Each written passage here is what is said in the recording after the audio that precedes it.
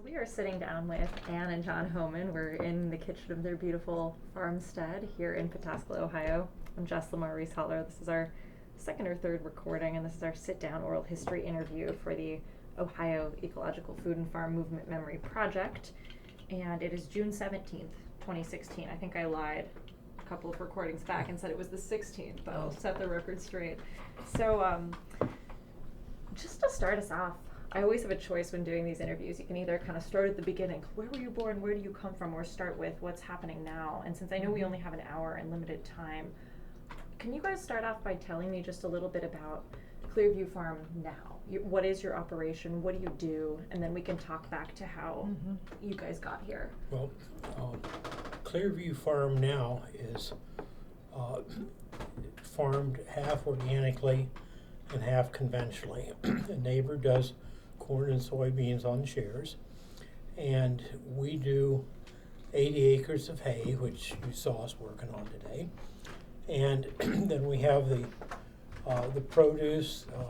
Sweet corn is probably our main market produce, but we sell cabbages and tomatoes and whatever we have that's beef and eggs. Oh yeah, beef and eggs. We do grass-fed beef. We got into grass-fed beef sort of by accident early on in the grass-fed interest time span, and we found out that that type of feeding produces what we consider a meat that's more to our nutrition interest, namely it's not marbled with fat like grain-fed beef. When you say you got into it accidentally, what does that mean? Well, it means that I had some good pasture, and I had animals that were on the pasture and they were ready to go to market. So instead of putting them in the barn for 6 or 8 weeks and giving them all the corn they could eat, like my grandfather did, in which I didn't know any better not to do, and then we paid the butcher to trim the fat off the meat. We did this grass-fed stuff, and we thought, gee, this is pretty good. Let's just keep on doing this.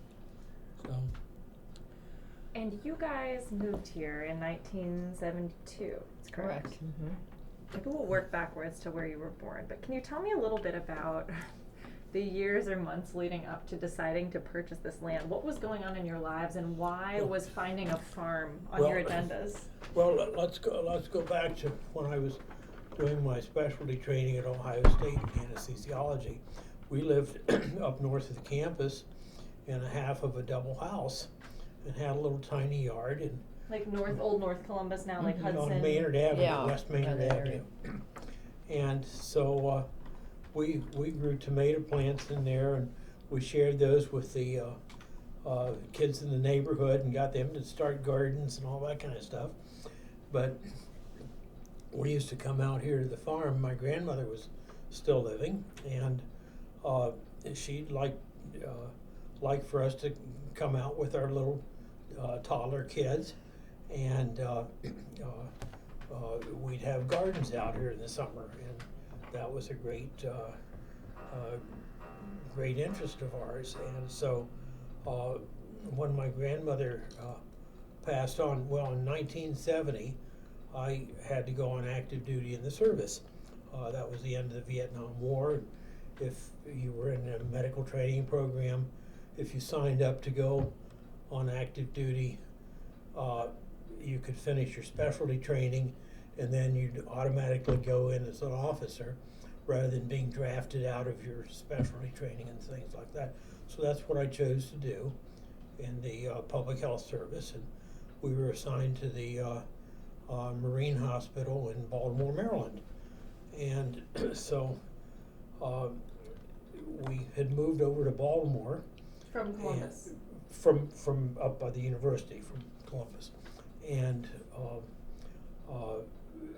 a month later, my grandmother passed away. And so my parents and my aunt, well, there was a clause in my grandmother's will that before the farm would be sold outside of the family, that Ann and I should have a chance to buy it. We discussed with. We were the with only her. ones who were interested. And was Yeah. this formally expressed to her? Did you say, "Hey, Grandma, I really like this"? Oh yeah, yeah. I mean, we had talks like that. Just like when we donated the development rights to the farm to the Ohio Department of Agriculture, our whole family concurred on that, and so our family is pretty open and works together on things to achieve common goals. But anyway, so when we were in the service, we rented out the house and to a local couple, and then when we got out of the service, we moved back here. And I remember I got some leave in March of the year that we were getting out, so I came back and we planted a garden out here. It was ready. right outside there, what we call our small garden now, where the cabbages are growing. And anyway, when we finished up, we moved back to the farm, and I started practice at Grant Hospital, and Where is that in Columbus? that's across from the main library, from the Carnegie Library. Right on Grand Street. And Mhm. yeah, and being kind of a maverick, I used to ride my bicycle over to Broad Street, and there was a Lakeshore bus that took commuters from Newark to Columbus, and I'd catch that bus at, I don't know what time, 6 o'clock in the morning or something, 6:30. Yeah. Anyway, I'd catch the early morning bus, and we had this regular group of commuters that went back and forth to downtown Columbus From out here. from out here in Licking County. And then that was a good deal, except being an anesthesiologist, sometimes we'd get emergencies, and I wouldn't make it out before the last bus. So I'd have to pack up the little kids and come in and retrieve me from the hospital when we'd have an emergency. But So can you guys tell me about your careers? What were you doing at the time when you took the farm here? Because it doesn't sound like you had intended to homestead and farm as your primary Right. occupation. We weren't like, I'm going to throw away all this that I'm coming from and just be a farmer. You both had careers. I Well- think we just wanted to raise our children in the country and farm part-time, because with John's schedule, he didn't have time. You know, he had a few hours here and there, but he had a lot of night call and Yeah. weekend call. So we kind of piecemealed things, and it was very much a part-time operation. And what little we knew about farming, we had learned from gardening experience and from reading the Rodale publications, and learning from the grandparents and the parents, and Leaf hopper. and Tangled so greens. we were pretty green, and we had neighbors. Since I spent a lot of time out here as a kid with my grandparents, especially in the summers, I knew a lot of the neighbors, and so we'd turn to the neighbors for advice and for help, and they were continually bailing us out. I have to ask you guys, this is the 70s, and you said that you'd been reading Rodale and all of that. So where did the organic impulse come from for you guys? Was that connected to your work in the health professions? Okay, or? you've lit it. Here we go. All right, I'm ready. Okay. I've got my hands on the levels. If you You've- want to get big and you- loud, go for it. You've lit a fuse. Okay, so anyway, when I was a kid, we were having a big garden in Columbus. Where did you grow up? On Nelson Road, Which part of along town? Alum Creek. We had 3 acres there, and we had big gardens there, and we did that pretty much of necessity, because my father was in poor health, and he had business reverses, and it was we wanted to supplement our income by growing food and What- having good food. What did your parents do for a living? Well, my mother was a full-time mom at the time, but my dad had his own business, and he had a phonograph business, and had phonographs in bars, and that's why we Jukeboxes, know. you know. We know half the bar owner families in the East End. They're all friends. They went to our church. They're all friends. Anyway, uh, uh, the business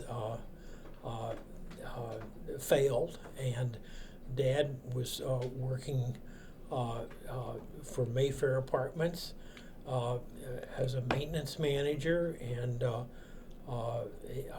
he later got into the real estate business, and real estate wasn't moving well. So, it was from economic necessity that we did all that.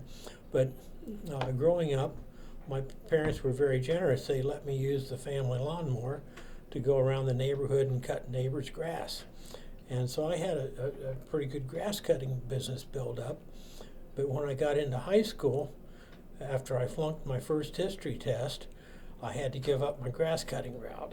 Because your parents made you? No, because I just recognized the writing on the wall, that I couldn't keep cutting grass and raking leaves in the fall and do well in school, and that was my primary focus. Anyway, so the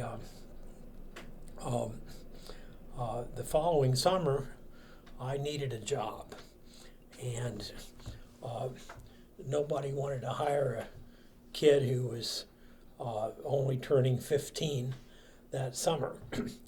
And so we had a friend who was a hospital administrator at Mercy Hospital down in the South End.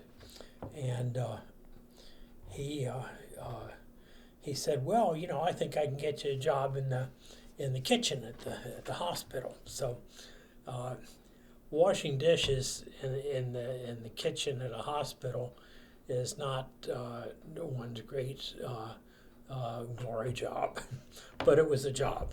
So the dietitian there was a lady by the name of Chris McKeever. Chris McKeever was quite a character. She wore starched white uniforms and marched around back ramrod straight, wore her hair up in a bun, and she was the dietitian. And she was a masterful organizer of people, and she staffed her kitchen, her hospital kitchen, with illiterate hill folk that came up from Vinton County, and high school kids. Like when the coal mines went out, is it mining country? Yeah, I mean, this was an impoverished area, and a lot of these people had moved up here, and they had some primary education, but this is the workforce in her kitchen. And I mean, I made 65 cents an hour. That they didn't pay all that much. But anyway, she motivated all of us, but especially the high school kids, to we believed that if those patients got better or not, it depended upon what they ate and how carefully we prepared it, how we washed and prepared things carefully. And this was and when? In the 40s, 50s? This was in the 50s. This was 1956. So chemical agriculture is already a thing. Chemical agriculture was just coming on. I mean, my grandfather was, he tried to be conscientious about taking good care of his fruit in the orchard. So he'd spray arsenate of lead to kill the whatever bugs anyway. But Kill lots of stuff. but anyway, the people doing organic in those days were the real pioneers. But she used to the carry Rodales, home coffee Brownfield. grounds, right? Yeah. That's one example for her garden. We did. And She lived in She Bexley. must have She grown a lot. took the bus back and forth, and she carried a pail on the bus with coffee ground and certain selected garbage from the hospital to put into her compost pile. Tell me her name again. Chris McKeever. Chris McKeever. So she was telling her whole staff about a lot of this as she's running the ship. Leading by example too. She was trying to teach us high school kids. She'd give us books to read, and Like what? L. Davis, Let's Cook It Right. You know, different things like that. Probably some Roadhill publications too, maybe some Bromfield stuff. And but she was one of the pioneers locally, and just in her own quiet way in the hospital. But it was a big deal. The only this when I went back for a second summer in the kitchen, as after my first year in college, did I get to do some of the special diets and, you know, the important things, and learned a little bit about baking rolls and things like that. But she was a masterful motivator of people. I didn't recognize this at the time, of course, but you know, we were learning things in the process. So that was my real introduction to it. And did that summer seemed super formative? Did it change how you ate or your relationship to food at all? Well, no, we always tried to eat well. You grew up eating well. Yeah, my grandfather, my first job when I was 7 years old, to earn a bicycle, my grandfather would grow sweet corn here, and I'd sell it at a produce stand out of our front yard on Nelson Road for 35 cents a dozen. And I earned a bicycle that summer. But remember too, John, the health problems on your maternal side of the family. But that wasn't apparent yet, dear. But that was related to diet. I mean, when we got married, you were already quite concerned about healthy diet. And I think, you know, some of that probably came out of the Mercy Hospital. Yeah, high kitchen cholesterol, experience. Early heart attacks. That was a And big problem on John's mother's side of the family. yeah, my mother had 3 brothers who died in their 40s with heart attacks, and I had 2 cousins who died in their 20s with high blood pressure and heart attacks. And then I had 3 other cousins who were studied at the Rockefeller Institute in the 1950s and started on cholestyramine, which is a resin to remove cholesterol. They were started on that because their total cholesterol numbers were phenomenally high. And in those days, we didn't know the HDL and the LDL fractions, and it was a total cholesterol was what we had to go on, and theirs were 700 and 800. And I did in medical school. I did a research project trying to set up electrophoresis to separate the plasma proteins so you could define different cholesterol levels with that. But So talk me through what happened between your summers at the Mercy Hospital having these experiences and the decision to go to medical school. What was your life like in between? Then we'll come over here. No, she wants you to finish. Okay. So, so I worked in other hospitals as an orderly and as a scrub tech in surgery and this was all that, intentionally, you wanted to get involved in the medical field. Yeah. And so that was largely through our friend who was the hospital administrator, and well, my mother, I should add, my mother was an Ohio State nursing student, and she wanted to go to medical school, but because of the Depression, she was unable to, and so she always encouraged me along those lines. But the different hospital jobs that I had, still some of that dietary importance kind of stuck in the back of my mind. And when I was in college, I worked in the dining halls as a waiter, and I was also social chairman for our eating club. And so... You were in college at Ohio State? Pardon? You were at Ohio State for undergraduate? No, at Princeton. Okay. And so at that time, Princeton had switched from having Howard Johnson's as the food supplier for the university to a local, to their own person, whose name was Arnold Strokorb. and he was the food czar of Princeton. And so they were serving us things like tater tots, deep fried potato puff balls. I know a tater tot. And I argued with those people. I carried on, this. I was the radical student unrest because I felt that this was not a suitable thing to be feeding to students who were whose bodies were being harmed by it and were still developing and all that. So do other people share your views? oh yes, we had food committee meetings and Did it make a difference? Did you prevail at all? who can say? Yeah. I mean, there, certainly at Wilson Lodge we were real, we were treated well, but that was, not because of my efforts. It was just the whole, positive environment. And there was input on student input on all sorts of things there. And what brought you to Princeton in particular?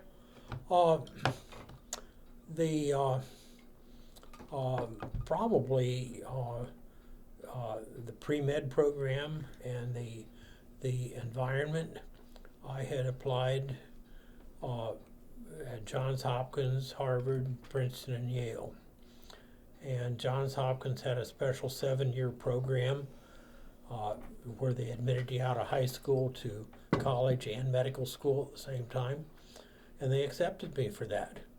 But I liked Princeton better, and I thought, this is my last chance to learn a whole bunch of different things, so I want to have more time, and so that's what.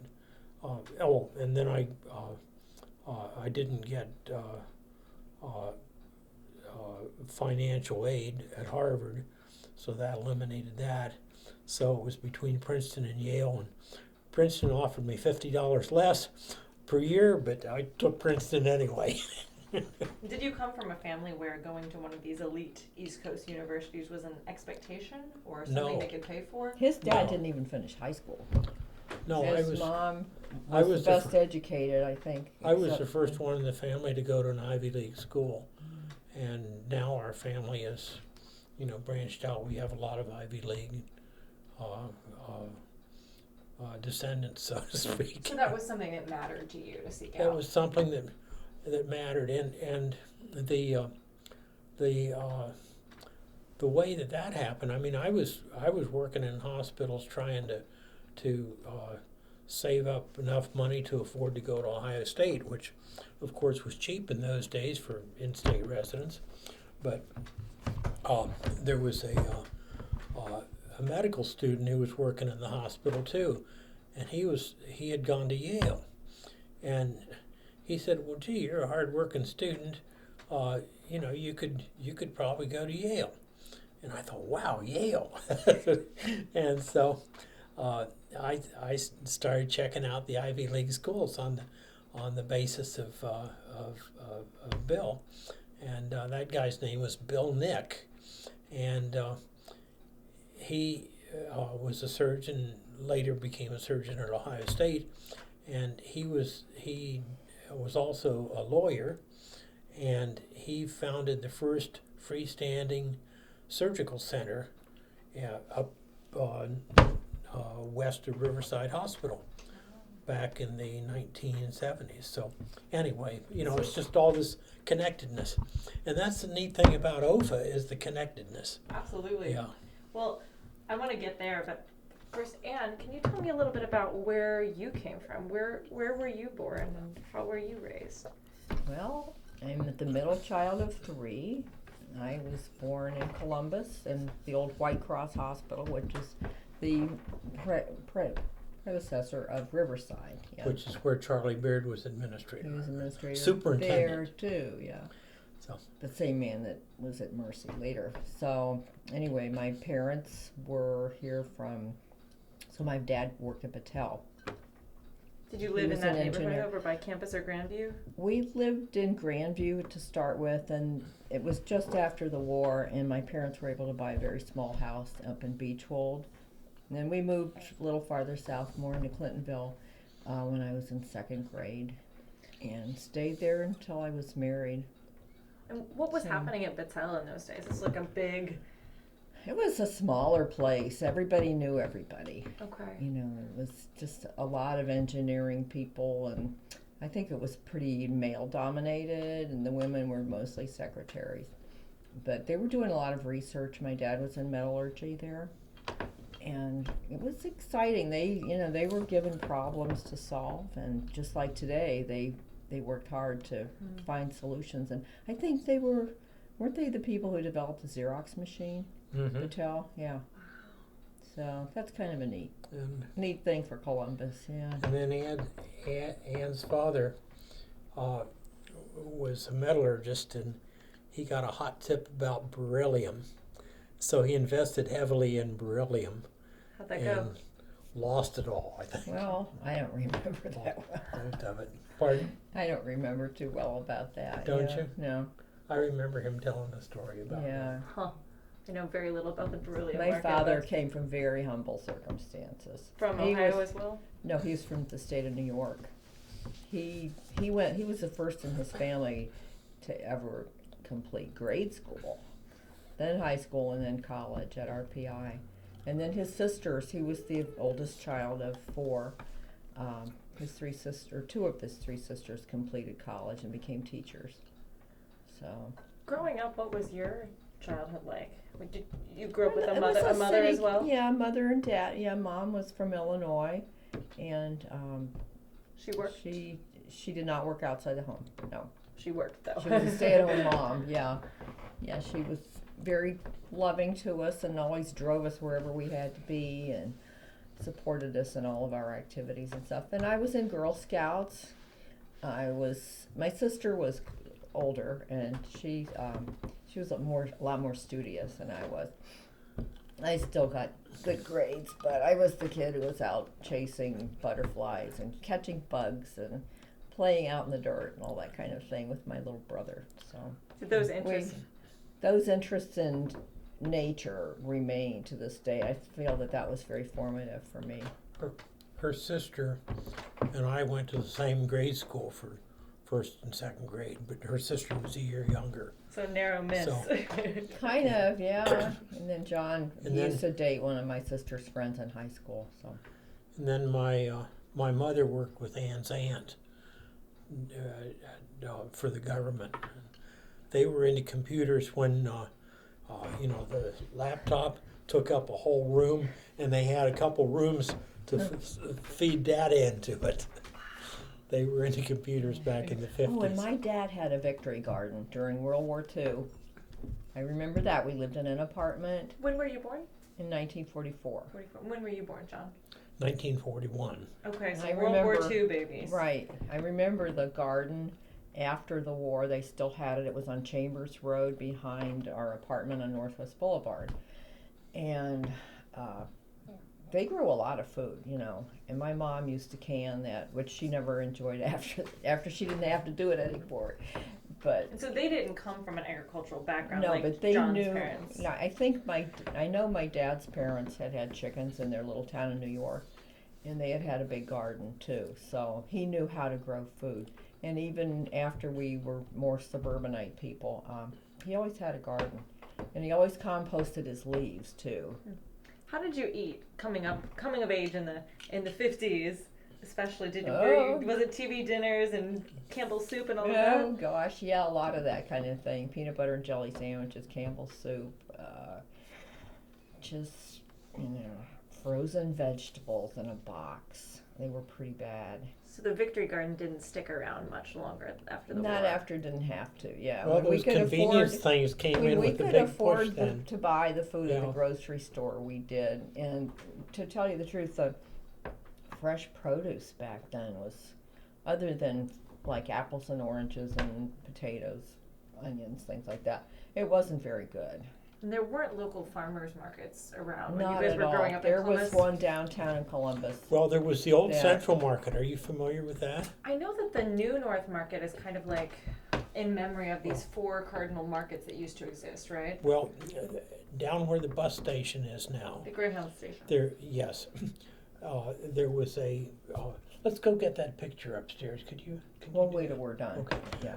There was a central market that was built in the 1850s, I think, and the upper story of it was the city hall for a while, and on Saturdays and probably other days too, people would go to market every Saturday morning or many Saturday mornings.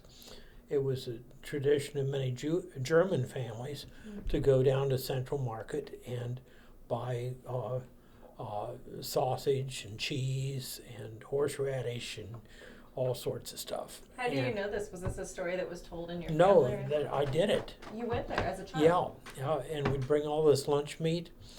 There's still some of the same lunch meat purveyors. Thurns out on Green Lawn Avenue, they are one of the old original Central Market people.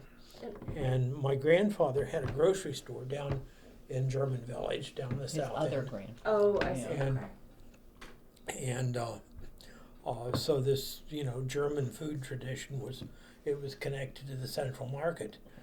And my maternal grandmother's family were market gardeners down in the south end. Their name was Babbert, and my paternal grandmother worked so hard and saw so much hardship on the farm as a child that she discouraged my father's interest in gardening and whatever. Although they did have a chicken coop in their backyard down in German Village back a century ago. That was a family that, when bread from the store became available, they embraced that greatly. They said, "Oh, good, no more homemade bread." It's easier. We didn't like that homemade bread, So things really changed. Did you eat the same way that Anne did growing up in the 50s when you were a kid? Convenience foods? No. We always had a salad at every meal. Wow. Oftentimes we would have grown some of the ingredients for it, in season ourselves. Your mother canned a lot. And she canned pickles Yeah. by the barrel. I've heard. And she was growing where? At your family's house? At our house on Nelson Road, You said you had and 3 she'd get acres. produce from my grandparents here Okay. too.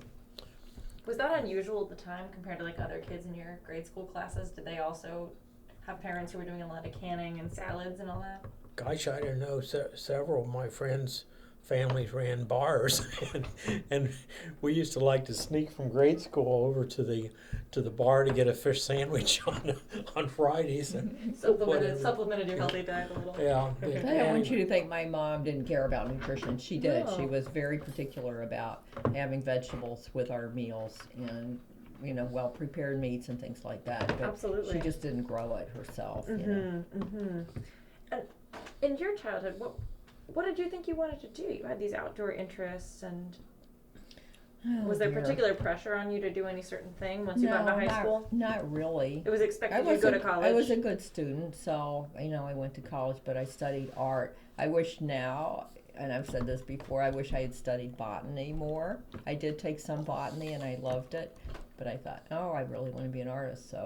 But it turned out that botany was more really up my alley, and of course the journalism.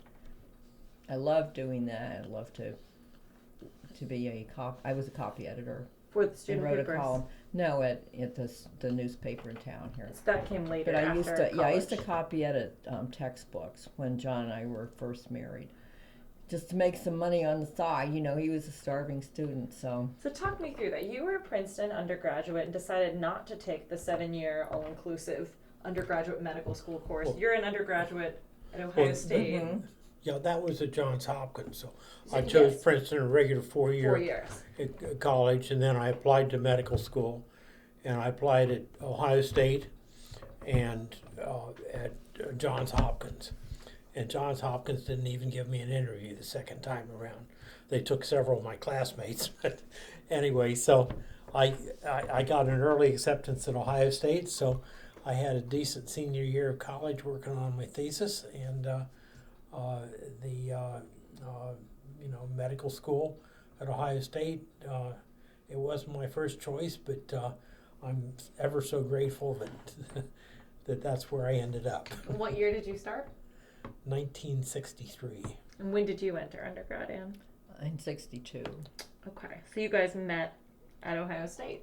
In my sophomore year, in his freshman year, or first year of medical school, yeah. How did that happen? If you want to tell me, it can be off. It can be off limits too. I don't have to. It's ask. kind of a blind date, arranged through his mom and my aunt, because he needed a date for a party at a medical fraternity, which he belonged to for like 1 quarter or something. Which I quit a month or so after I met Anne.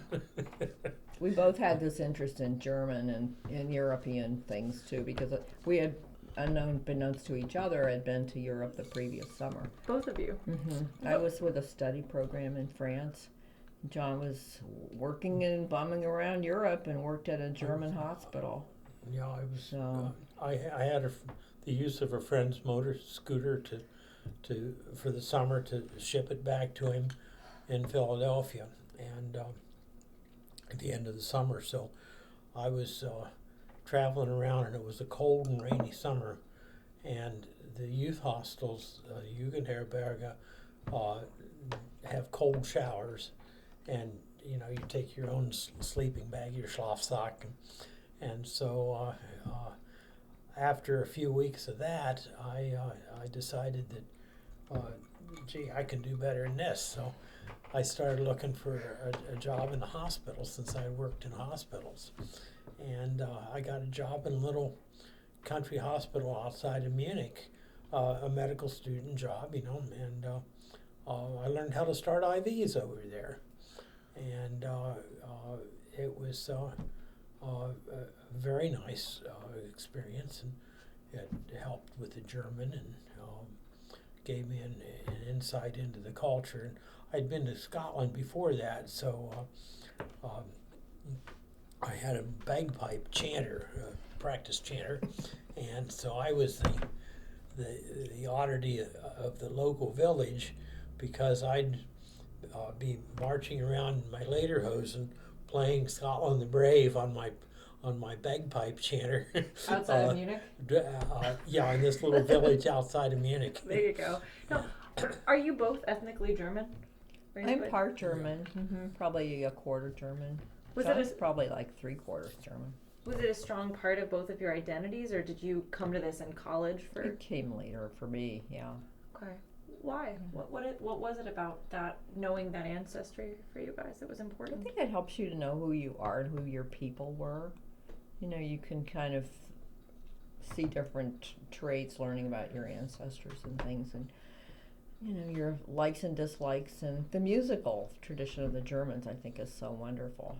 And I learned later in life that my great-grandfather, who was a German immigrant, was a soloist in the choir at his church. So that was pretty neat. He had a wonderful bass voice, they said. So, and the musical talent that he had went to my grandmother, who was a wonderful, probably not self-taught pianist, but she was, she could play anything. She really could. She could play anything. And then my sister is an organist, and John and I sing. So, and then our kids and grandkids have all had musical training. So. And we had gotten affiliated with the German singing societies here in Columbus. When you guys were first meeting? The Columbus Menor Corps. John's family always belonged to the Menor Corps and used to eat down there. Members. Yeah. So it's like kind of an ethnic social club. Mm-hmm. For Germans in Columbus. Yeah, but the Germania, we decided to join that because they rehearsed the men and the women on the same night. But then when we when we were in the service, after we'd been there about a month, I saw a notice in the paper, German American Day, and so I went down to the event, and I ended up joining a German singing society in Baltimore, and that was our social group of friends, and my wife and the kids. Mm-hmm. We went to German classes. I went to German school Saturdays, at the Lutheran Church, taught by one of my fellow singers, and so it was you know, that was kind of, that's always been our social milieu is the German clubs. I think it's an art form, the German choral tradition especially, that we love preserving that, and we hope that that will go on in the future. Mm-hmm. We're trying to do our part right now. And the songs are fun to sing. I'll have to come out and see. This is great because I've always known like there's German village, there's German heritage in Ohio, but Give I'm her not one of kept those into it. posters, John. She just Yeah. qualified. Yeah. Oh boy. So what happened from meeting at this frat party to John entering the service and you guys moving to Baltimore? What were the years in between like? Having kids. For So me, you we got had married our, in we had our college? children. I finished college, and John was still in medical school. Did you do your residency in Ohio as well? Yes. Oh, okay. And Ohio you State, yeah. you guys had got married in what year? 65. Yeah. Where did you move? We stayed in our house, our rental place, till we went in service. So we were there 2 years, then we came right to the farm. So we'd been married 7 years when we came here, So Baltimore was in what year? 70 to 72. Okay. Wow. And then back to the farm. Yeah. That's the post at OFA. That's awesome. Get the people coming down to. You want me to bring this to OFA? Yeah, Okay. post it up there. Tell them they're all invited. It's a good time. That's so fun. But if you want to hear a lot of singing, come to Oktoberfest. That's fantastic. That's when the music is. There's no cover charge on Sundays either. So Do you guys have a couple of minutes? It looks like it might be like 4:20. yeah, we've got 10 more minutes maybe. Okay. Yeah. We're gonna have to do a part 2 because we're getting into the life before farming, but there's a lot. So when you got the farm, I want to connect some of these threads. You were telling me that you've had this experience, you know, with working at the Mercy Hospital and understanding that food's really important for health, and you grew up with a mother who was really concerned about nutrition as well. Was it like a no-brainer, absolutely, we are going to try this farming organically thing? How did that happen? Well, I think that we were introduced to the organic movement, you know, at the early stages. Where and how? Were you reading His things? or- mom used to subscribe to Organic Gardening magazine. Rodale. Okay, that's the first thing I remember in the 60s. And she thought, wow, this is pretty neat. And she'd give us her back issues to And read. that was because of So- Chris McKeever's influence. Probably. Yeah. And so we thought, this is a smart way to do it. You know, we really want to try this in our gardening. What do you mean by smart? Like, were you concerned about particular health effects? Were you concerned environmentally, or you just thought, oh, this is a better system? I think it was mostly about producing healthy food then. The environmental awareness was starting, but not as great back then. And we just thought the healthier food that we can give our young children, the better for them, you know. Well, having an academic background in chemistry and biology in college, I had some of the background information, although I wasn't connecting the dots. But I had some basic understanding, and you know, if you start thinking about it, lead and arsenic, is it wise to be putting those into our food chain? But I didn't make the connections, and when we moved back to the farm, you know, I looked to the neighbor farmers to learn how to farm, basically. And what were they doing at the time? Well, Conventional, pretty much. Like yeah. in corn and soy, big monocrop. Right, but Well, they do wheat. No, too. they do wheat rotations. They rotate. They did a traditional rotation, and they respected to them the rotation was sacred, and if you don't have corn and beans and wheat and a couple years of hay, a 5-year rotation, you're shortchanging someplace along the line. And that was their attitude, and those were some of the things I learned from them. But they sprayed. They sprayed probably their vegetable gardens. I don't think they sprayed their crops a whole lot. They didn't have that much to spray. No. And they were a lot older. They were like our parents' generation when we were starting here. So And they had dairies, so they were into the quality of their dairy production, because that was monitored very closely all through the years, mainly for bacterial counts. But when we moved back here to the farm, there were 3 Ayrshire dairies in the area, and these people were all of our friends, and I'd go to them and get manure for my gardens, and they'd, we'd share ideas, and they'd help me learn things. So it sounds like you were more kind of with what other people were doing in this area. You weren't necessarily like standing out as radicals for doing things organically, or you weren't preaching that. no, not at all. No, we didn't talk about it that much. We just tried to do it ourselves, and it grew, gradually with us, because we made a lot of mistakes in the beginning with gardening. Like what? Like putting wet grass down as a mulch. We didn't realize that would turn into slime. Well, and in the same regard, gosh. when I was at Grant Hospital, I had a van, and when I'd drive back and forth to the hospital on my way home, I'd go through Bexley and I'd pick up bags of grass that they had put at the curb.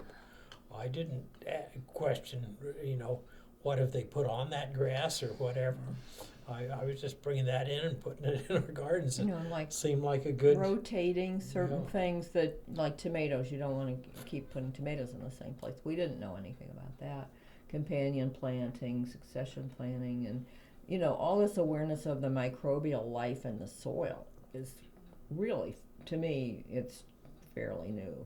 How did you guys come to learn some of that? Were you reading particular books, or did you have mentors? John belongs to the Sigma Xi honorary that sends every day there's something new on the internet with scientific discoveries. So that's one thing. And, we've just tried OFA's been the main... OFA's been very informative with the annual meetings. Yeah. Can you guys tell me briefly how you got hooked up with OFA? Do you remember what year or how you found the network? We had a neighbor who was an architect, and he had a patch of nice bottomland across from his house that he had a beautiful big garden on. And I think he rented out some plots to other people to have gardens there too. But we always admired his gardens, and he raised some sheep, and so we became friends over the years. And at one point he said, you might be interested in this group, this organic group, this OFA. And so he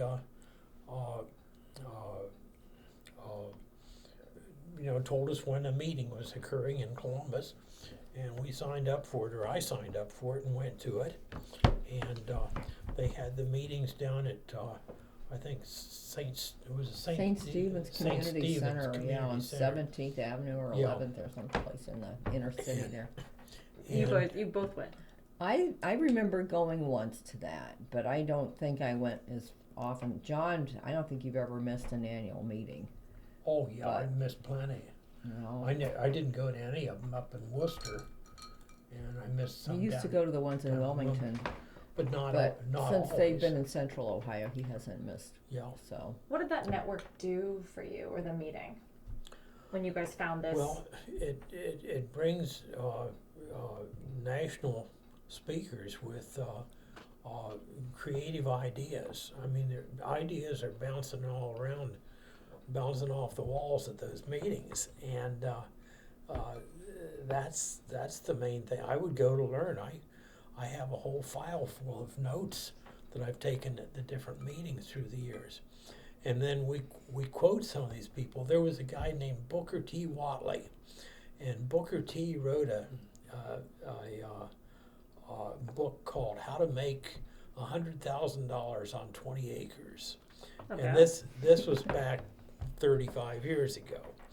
And he did the gardening for Domino's Pizza chain up in Michigan. And didn't know they had gardening. so, they had something like that. Probably grew tomatoes for him. Could be. Yeah. But anyway, Booker T is up there talking, and he's talking about blueberries, and we quote to each other when we need to water our blueberries. Old Booker T said in his dialect, "Eff'n you can't afford to irrigate, you ain't got no business messing with blueberries." And so, blueberries need a lot of water. Yeah, that's But, true. you learn little tidbits here and there. Mm-hmm. And that was one of the early meetings up there at St. Stephen's. And John would go to the annual meetings, but I always said, I better stay here and take care of the animals, because when you're gone, you can't gather the eggs, you can't feed cattle or Totally. anything like that. So he's the one who has, gone religiously to that. And every time when he would go, he would come home and talk for hours about what he learned. And it's late at night, but he's all fired up. And then we went on a farm tour one time up at Glenn and Rex Spray's farm up by Mount Vernon. And I had invited the father of that guy that we waved to in the van, who had an Ayrshire dairy and was a conventional farmer. And I invited another farmer who did some market gardening. He lived on Broad Street, and he had he was a retired dairy farmer, or he'd gotten out of dairy farming and gone to this market gardening and sweet corn and pumpkin patches and stuff. And he had some of these big orchard sprayers, and he was into spraying like crazy. And then he had another neighbor in there who was more organic, Frank Dixon, and he used to criticize Frank, telling Frank, "Oh, you're not spraying. You're a harbor for all these pests that are coming down and bothering my crops and all this kind of stuff." So anyway, we went up to Rex Spray's farm and saw what they were doing, interplanting clover into winter wheat, and just hearing their ideas. And I know that both of these guys that went along, they said, "Well, yeah, this is the way it should be done." They realized that, and that was probably maybe around 85 or so, but they felt that the direction that conventional agriculture was going was inappropriate, and they were both lifelong farmers. Wayne, the one farmer, was a graduate of ag school at Ohio State, and so. I have tons of more questions actually. I would love to come back if you'll let me. Do you have time for any more, or do you need me to shut it down now? Well, maybe you like 5 more minutes, Okay. because we need about 10 minutes to get over to the garage. Totally. And don't want to be there Will when you they're let me locking come up. back Sure. if there's a good time, if the hay's done? Sure. Okay. Yeah. So I've got a tough choice here. I guess what I want to ask you before this recording is done. John, you're a doctor at the time. You're an anesthesiologist? Mm-hmm. Was there talk of any of this in med school or in the medical community at the time in the 70s and 80s? Was this accepted? Yeah, I'm glad you brought that up. Have you ever heard of the Havener Eye Institute? Bill Havener was a Harvard grad who wrote textbooks on posterior chamber eye surgery. Fantastic doctor. He's deceased now, and the Eye Institute at Ohio State is named after him and is endowed by his family. But I used to give anesthetics for Bill, and when I was a resident, and he'd be talking during the operations. He'd be talking about getting this lion dung from the zoo for his garden and stuff like that. And so Bill was a super teacher and a great role model for me. But then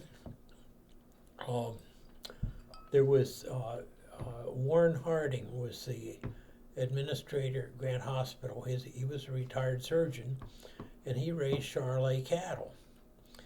And so when I was starting practice and when I was an intern at Grant, Warren Harding was a positive influence too. He was a nephew to the president. And then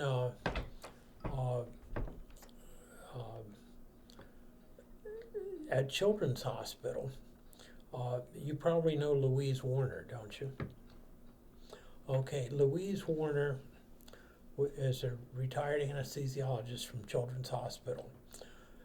She and her late husband Jack, endowed the Stratford Ecological Center.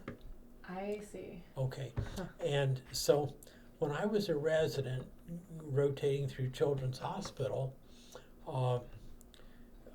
it blew my mind that here's this Jack Warner, this doctor, this anesthesiologist, and he's taken time off from his medical practice to work on his farm down at Asheville, Ohio. So doctors were doing it, but it wasn't something you were taught as a part of the med school curriculum. Oh, no, no. They didn't even talk about nutrition, I don't think, right? No, and nutrition was no, it was Lick and a ignored. bronze, yeah. My nutrition minor. education came from Chris McKeever and the Yeah. reading that she had, directed me towards and all that stuff. It was given token service, so it was neglected. He learned from examples, in other words. Mm-hmm. Special people, yeah. But so there were a lot of doctors. Oh, then there was another guy. There was a guy, A.R. Smith, and he was an orthopedic surgeon, and he had a goat dairy. And his wife was the pediatrician, Dorothy Falkenstein. And A.R., I used to give anesthetics for A.R.'s cases, and I forget what the what influence. Anyway, I thought a goat dairy was pretty weird, because all of our acquaintances were into cattle dairies, not goats. Sounds like the doctor-farmer family model was not necessarily as odd as you might It's think. quite variable, though. Well, I have a ton of other questions, but I know it's about time for us to wrap today. Probably, yeah. Thank you guys so much, and I'll try to arrange another time because I think this is a nice break because we covered some of the background and who you guys were and how you met, and then we can jump into talking about the evolution of the farm over the years. I'm really curious about certification, ongoing role of OFA, and then some of the things like the development rights that were donated to Ohio Department of Agriculture, a lot of that. So good place to wrap. Okay. So once again, we're sitting here with Anne and John Hohmann. And what's your maiden name? Jackson. And Jackson Hohmann. Mm-hmm. June 17th, 2016. I'm Jess Lamar Reece Holler, and this is a recording for the Ohio Ecological Food, Farm, and Movement Memory Project. Thanks for listening. And then we're good. All right, so today is Sunday. It's July 24th, 2016. We are out here in Pataskala, Ohio with John and Anne Hohmann, and this is at Clearview Farms. This is the second of our interviews in a series for the Ohio Ecological Food, Farm, and Movement Memory Project. We first got to check in with John and Anne in June, I think it was. And now we're here probably on one of the hottest days of the year. Right. In their nice, cool house. I'm, again, Jess Lamar Reece Holler, and John and Anne, can I have you guys each introduce yourselves today? Well, I'm John Hohmann. I'm a retired faculty member from Ohio State Department of Anesthesiology, and now I'm a full-time organic farmer, and I'm still trying to get caught up on my farm work. I'm Anne Hohmann. I was always a mother and grandmother first, and a wife, but happy to be a farmer now. I formerly worked in journalism. Thank you. So when we left off, I think I had asked you guys if you had known about the world of organic farming when you were involved and practicing in medicine. And John, you were mentioning kind of a slew of doctor farmers that kind of came into your ken once you've been practicing. So I was curious how you went from finding these mentors to deciding to farm yourselves. I think we were already here when he started meeting most of those people. And it just kind of grew, but they were inspiring to But- John. But my grandparents were here when I was in medical school, or my grandmother was, and we used to have gardens out here.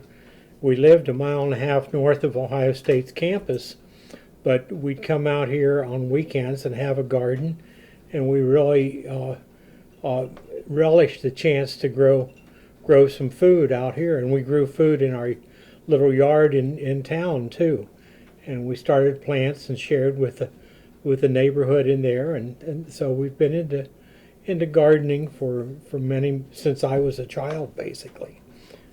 When you guys were living downtown close to campus, were there other people growing food in that neighborhood? No, not that I know of. Well, yes, there But was. John tried to get them interested. He would pass out free plants and seeds to the children in the neighborhood, try to get some interest going there. But I don't remember any neighbors, do you? Well, we used to Growing walk things? down along the river, and there was somebody with a very nice garden down there, and Somebody with a bigger Oh. yard. We just had half of a double. So we Yeah. had 6 tomato plants and just a little bit of garden there. That's why we liked coming out here and having a bigger garden, fighting the weeds once a week.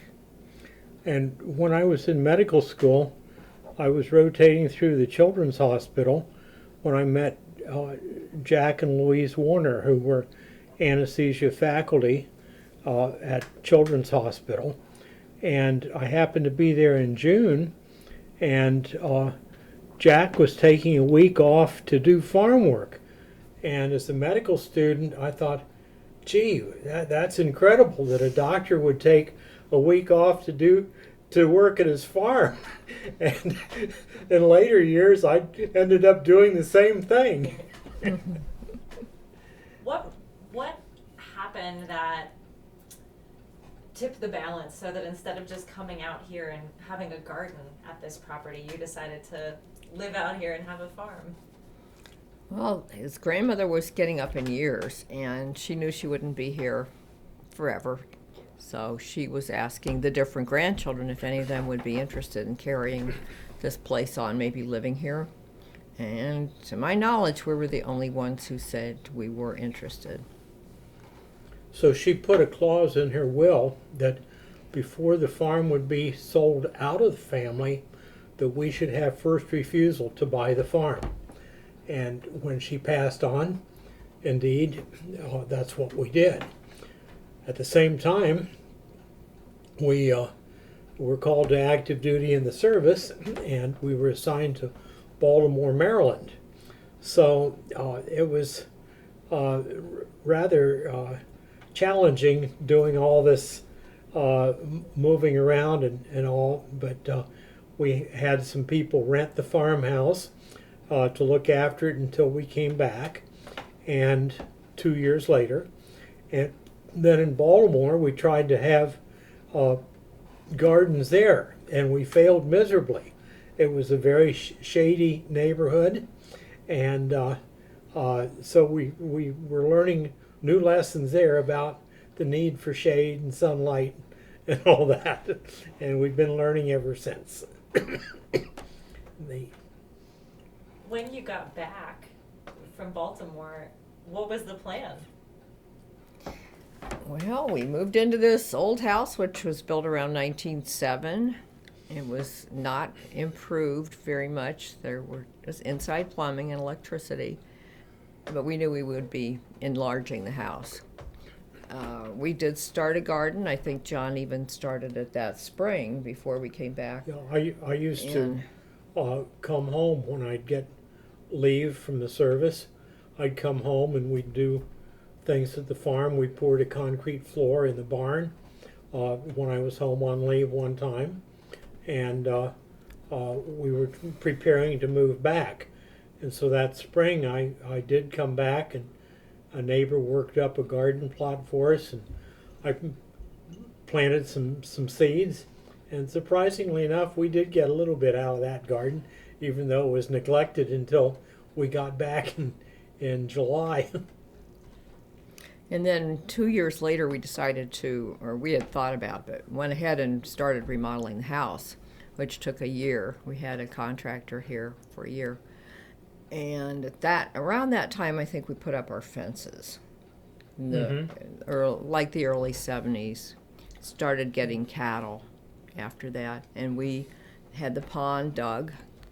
So the pond was just kind of a wet, swampy, not even really a nice wetland. It was just a place for mosquitoes to breed. So we thought, well, we'll make a water source down there so our kids can go fishing and we can have some ice skating and fire protection too. That does help on the insurance. So we lived with being torn up for a whole year. You lived here? Yeah, we lived right through it. And in those days, we had 3 neighbors who were dairy farmers, and they were longtime family friends. And so these people were people we'd turn to for advice and help. And they plowed gardens, they made hay, they put crops on part of our land our first couple years back. And these dairy farmers unfortunately have all passed on, and their heirs have not kept active farms going, but they were very helpful to us in those early years. Do you remember the names of some of those families? Oh, No. sure, yeah. Sorry. Florence and Wayne Powell had the nearest farm down that way, and their son still lives there. He doesn't farm, but somebody else does keep everything in crops there. Bernard Moreland lived west of us and didn't live there. He farmed. He lived in town because his wife never wanted to move out into the country. So he had a dairy up there with his son, Jim. And then down Columbia Road was Joe and Jane Osborne. I think he was a 5th generation family And there. Of those farms, the Moreland farm was always a day late and a dollar short. They were always struggling. But the Powell and the Osborne farms were more successful and more prosperous. And it's interesting that Mrs. Powell and Mrs. Osborne were both teachers. So that provided some financial stability, and I think their husbands both appreciated that let them farm. And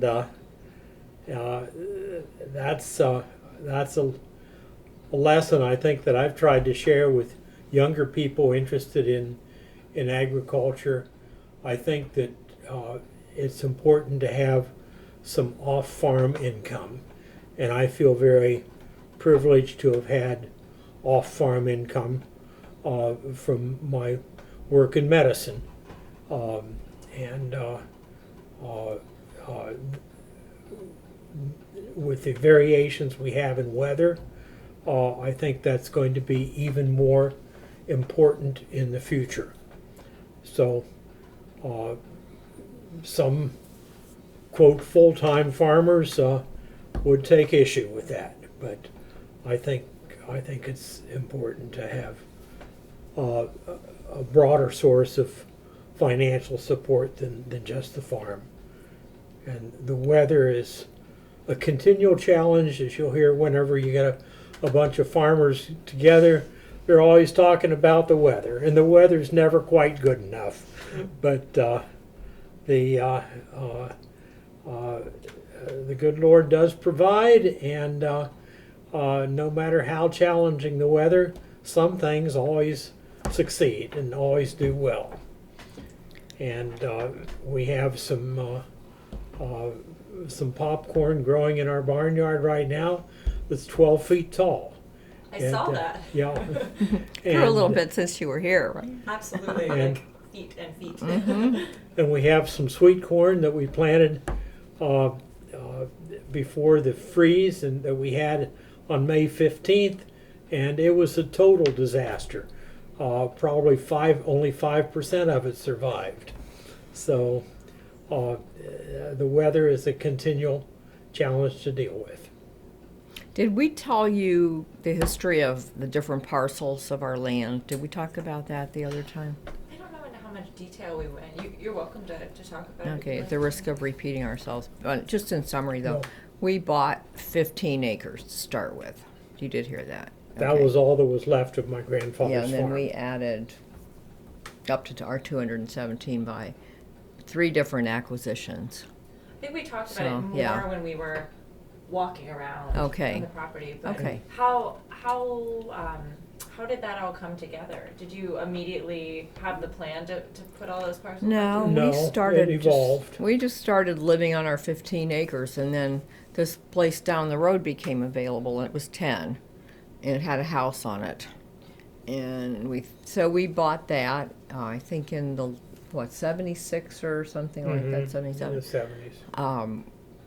Didn't like being landlords too much, and ended up selling the house and half of the land. So we still have a 5-acre parcel there. Same thing happened on Columbia with that old house too. We sold close to 2 acres and a house.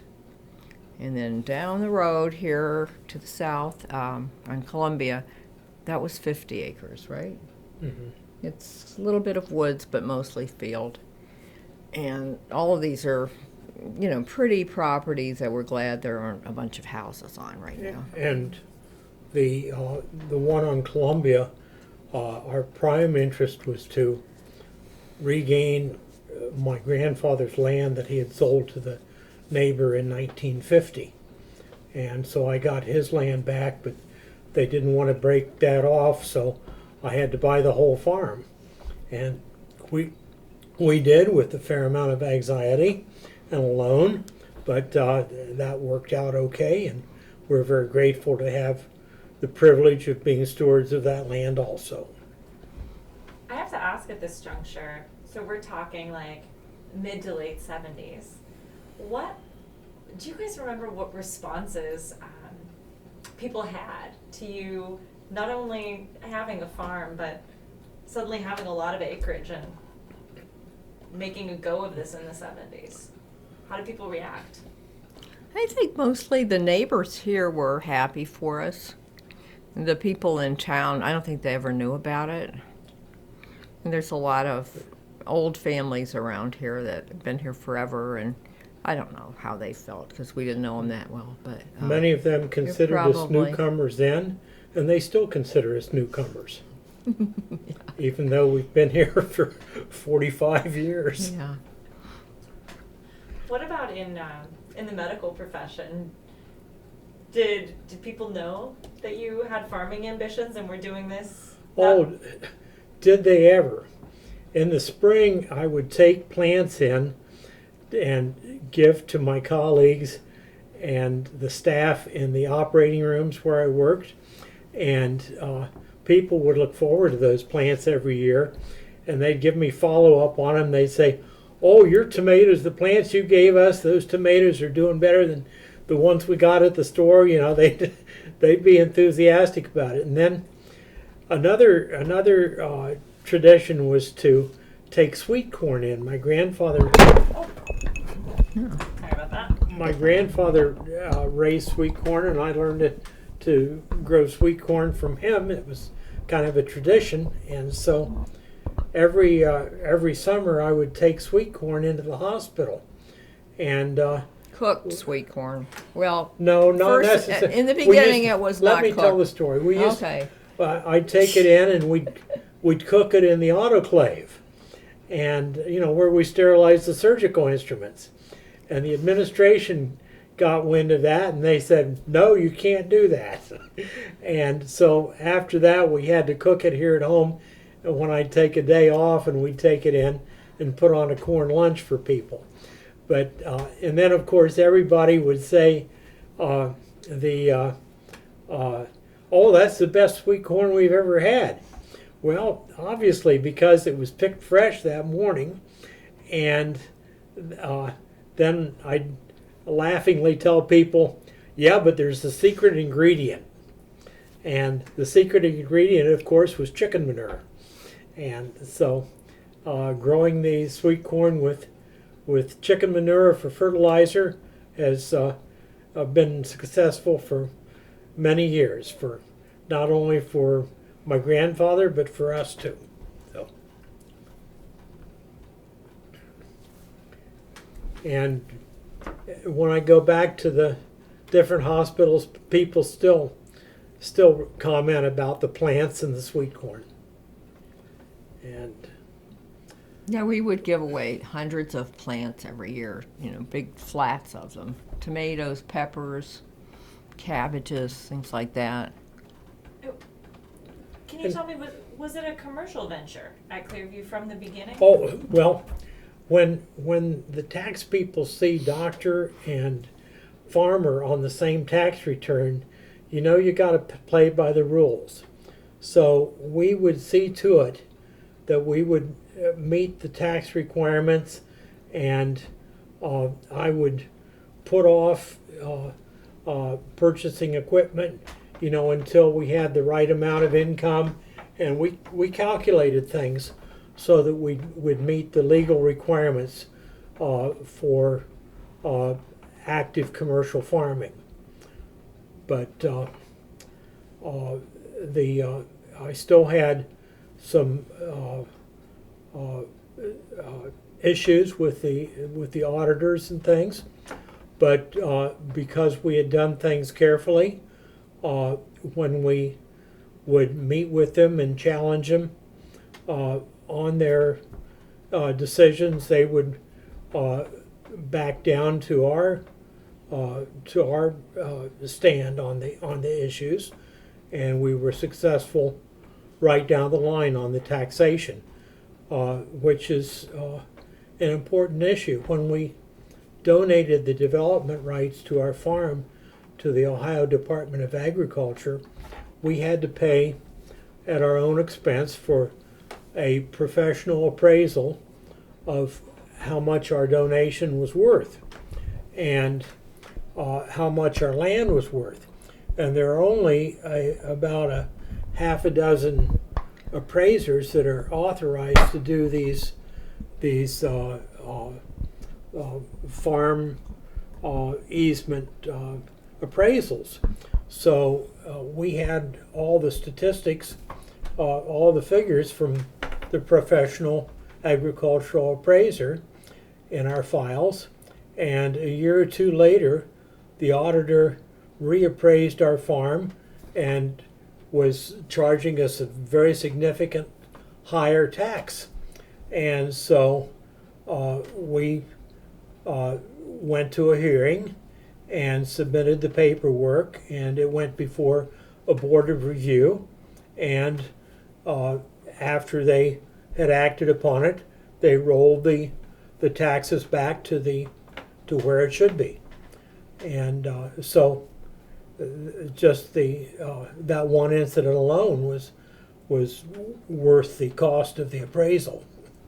So you have to do things by the book, and we tried to all through the years. And with the size of our farm now, it comes much more easily. When our farm was very small, it was very much a challenge to meet all the requirements for the CAUV valuation. In those early seasons, what were you guys producing, and who was buying it? Well, what we chose early on was what my grandfather had done, and this main part of that was beef. And so my grandfather had raised beef by putting them on pasture through part of the year, and then confining them in the barn and feeding them grain for 6 or 8 weeks to fatten them up before slaughter. And so that's the only way I knew how to raise beef. So I did the same thing, but because we have a cholesterol problem in our family, we would ask the butcher to trim the fat out of the meat. as best he could. So, here I am. I buy this corn and give it to the beef and fatten them up, and then pay the butcher to trim off the fat. And it took me a few years to wise up on that, but one year I had a real good clover pasture, and I had the animals out there, and they were ready for slaughter, and I never did put them in the barn. And so we sized up the meat, and we found it was very good, and our customers found it was good. And I thought, well, wait a minute, I've been doing things all wrong. And so we've done grass-fed beef for the last, 12 or 14 years. It's been a while, yeah. And so I have customers occasionally who find our meat too tough, and I've had a couple customers who have resold it to other customers that I didn't have as much available for them as they really wanted. So it's worked out. But I do warn new customers that our meat you're going to have to chew, but we hope Or that it's grind it up. that it's better for you. Yeah. So What about vegetables? That didn't come too much commercially until after I retired, which was like almost 10 years ago now. Before that, I think our main cash crop besides the beef was hay that we produced. And then the farmers who work for us on shares have done corn and soybeans for many years. And so, and remind me again, when you retired, you were practicing as... I was in journalism. You were I in worked at journalism. the newspaper. That's what you said. Yeah. So you were raising your kids, and then also... Yeah, and after I wasn't working outside the home that much when they were still home. I didn't do that, but I did freelance work. And you were at the This Week paper? No, or I was in the Pataskala Standard, Oh, okay. which is a weekly paper. Is it still around? It is, yeah, it is. So, how were people getting the stuff you grew in your early seasons? Because we're talking, remind me what year you guys officially started farming? 1972. Pretty much word of mouth, I think, for selling the beef. Mm. And they came here to the farm? Mm-hmm. Well, we take the But beef. We take them to a butcher. We Yeah. we sell the beef to the customer, and we would get their specs for cutting the meat, and we would transport the animals to the butcher, and then they would pick their meat up at the butcher's. So literally kind of animal by animal, that this particular beef cow would That's be right. purchased by a particular... It's always been small scale. We try to butcher 4 animals a year, and We've used various butchers over the years, and the one we're with right now is very satisfactory. So Which one is that? it's Circleville Fast Freeze. it's 35 miles each way to transport the animals, but it's worth it because they do reliable, clean, accurate work, and my customers are always pleased. We've had other butchers through the years that have been unsatisfactory. I mean, originally when we started out, there was a local butcher, Grant Snyder, and then his son Randy Snyder.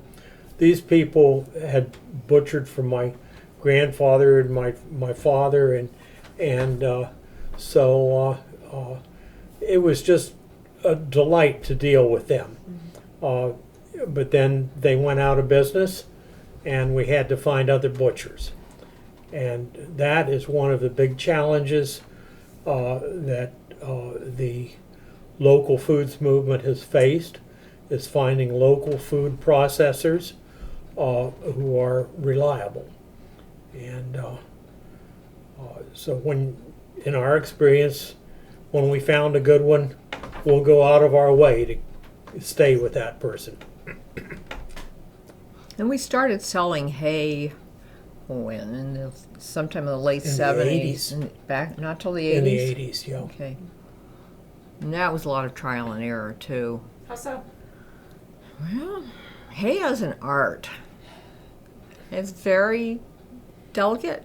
It's weather dependent, and it takes a certain amount of time. You can't hurry it. And if you let it go too long, the quality goes down. And the enemy, of course, is rain and spoilage and spontaneous combustion and all kinds of things that happen with hay. So that, I feel like we have grown a lot in our efforts, and John has been very patient and learning to operate the machinery well. One time I tried baling, I sheared a bunch of pins, and that was the end of that. So I'm the cook and errand girl now for the hay crop, but he's done it very, very faithfully. One of the principles of our farm is that we work within a tight budget, and I've, with rare exception, always bought used equipment, and we try to maintain it very well, and it's given us good service. The other principle is that we don't wholesale. We sell at retail. We put a lot of manual labor into producing what we sell, and so I'm not going to share that with middlemen. And we have marketed out of the yard. We've gone to farmers markets, and oftentimes the farmers markets that we go to charge little or no fee to participate. And we will not go to a farmers market that does not have strict standards for local production and how the food is produced. We have a farmers market here in Pataskala that I have never been to.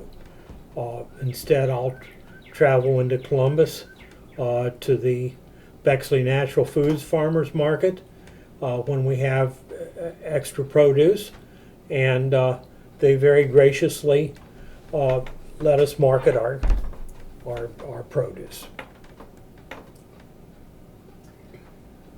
I'm curious how you've seen demand for what you grow here change over the years. Have you seen it change? Has your customer base changed at all, or the types of things people are asking for? Yeah, I think that there's a continually increasing demand for locally produced, chemical-free food. And I've had customers stop and inquire about the sweet corn, and when I tell them the price, their reply will be, well, I can get it cheaper at Kroger's. And I kind of usher them right out the driveway. I said, well, please go there right now and buy it. Don't waste my time. Because we try to represent quality, and if they think that they can get comparable quality at Kroger's, more power to them. So I think the demand is light to moderate in our community. in this community here, and I don't know why. I think people are just used to getting everything at the store. So it's helped a lot that there have been new families moving in, and people see little signs for eggs or honey or sweet corn, whatever, and sometimes they'll stop. And I don't see a lot of repeat people, but that's slowly growing. It is, very slowly.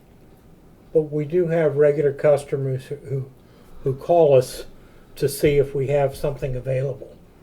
From year to year, they come back. So It's adequate when you add it all up. It's pretty decent. It's not a complete living, but it's satisfying. Why does the chemical-free matter to you guys personally? Because we don't understand what those chemicals are doing to us and how much absorption there is into the plants. and the studies don't know yet. that have been done to get these chemicals marketed have been biased, as the understanding of the full impact of various chemicals has been learned over time. The deficiencies of our regulatory and approval processes become very apparent. There's a plant pathology professor at Purdue by the name of Don Huber. Don Huber gives talks on the organic network, different meetings, and his part of his thrust is opposition to glyphosate. And as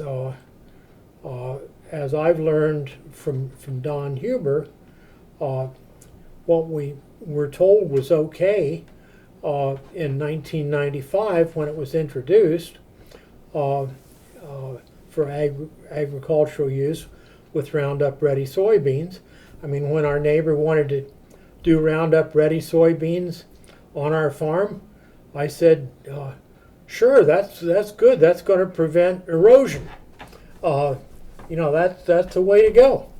And so a couple years ago, we wanted to break some hay ground out and put soybeans in there. And I said to my neighbor, I don't want you to do Roundup Ready.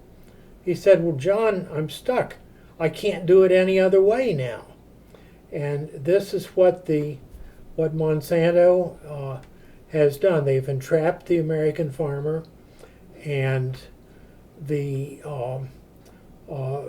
equipment and the farming processes are all dependent upon herbicide use, unless you happen to be part of the organic movement like we are. And because of the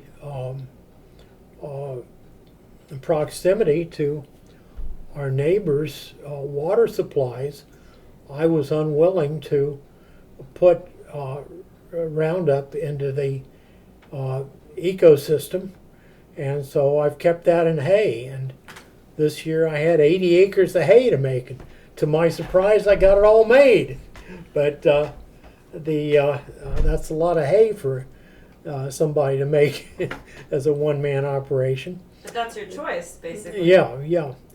But I mean, I would have mowed the hay rather than subject my neighbors to the risk of the glyphosate. And because of the proximity to our neighbors' water supplies, I was unwilling to put Roundup into the ecosystem, and so I've kept that in hay. And this year I had 80 acres of hay to make, and to my surprise I got it all made. But that's a lot of hay for somebody to make as a one-man operation. I think is very, very convincing evidence that we should not be using these. And after I heard Don Huber's talk, I went out and I dug up some shovels full of soil in the top six or 8 inches of soil, and I broke them apart and counted the numbers of earthworms. And I did the same in our organic gardens and our chemical-free gardens. And where I'd have 6 or 8 earthworms in the shovels full from our gardens, in the glyphosate-treated fields, I'd have only 2 or 3 earthworms. And earthworms are only part of the picture. It's all the bacteria, the fungi, the interactions between them and with the plants. So I'm very concerned about the ubiquity of glyphosate use in the world. And the European Union just reapproved, but for a shorter period of time, glyphosate use in their crops. And on the German broadcast, I heard that they're concerned that the German beers are now showing residues of glyphosate in the beers, and I find this distressing news. Going back to Don Huber's talk, he was talking about sweet corn, and he gave the talk down in Florida, and a guy came up to him afterwards and he said, "Oh," he said, "that Roundup Ready, that's the best stuff I've ever used." He said, "I love that Roundup Ready sweet corn." And Don Huber said, well, why? He said, "I grow a couple 100 acres of it to send up north to the Yankees." So Don Huber said, "Well, what is it you like about it?" And he said, "The coons don't bother it." So maybe the coons know something that other people don't, or that people don't. So I think that we're in a serious transition in agriculture, and the reliance upon herbicides and different chemicals into the production of our food crops, and the carryover, because we've overused glyphosate, we've selected for resistant weeds. So farmers are perplexed. Oh, glyphosate's not killing these pigweeds anymore. Oh, we use more glyphosate. Oh, and we've improved the glyphosate. We've added different carrier molecules to it, so the weeds will pick up more of it. Well, so the food crops will pick up more of it too. So over the same time period since 1995, there have been increases in the incidence in neuromuscular diseases, Parkinson's disease, autism, different cancers. We're just beginning to really focus on the importance of our microbiome, our whole bacterial and fungal systems in our gut, and the effects of the glyphosate on those bacteria, which process our foods for use by our bodies. The glyphosate is particularly disruptive to sulfate metabolism, so we've got great big concerns on the horizon, and so we people that are doing the old-fashioned organic stuff, we'd like to be very efficient, as efficient as we can be, and we're evolving new techniques. The cover cropping, I've taken a haphazard, crude approach to cover cropping for maybe the last 8 or 10 years as I started to learn about it, and I've just used rye and clover and vetch, but there are people who have made a very good study of cover cropping over the past 30 years, and they have systems down where they use 10 or 12 different cover crops, beets to go down deep and break up hardpan, and they can, with cover cropping, they can even build up soil.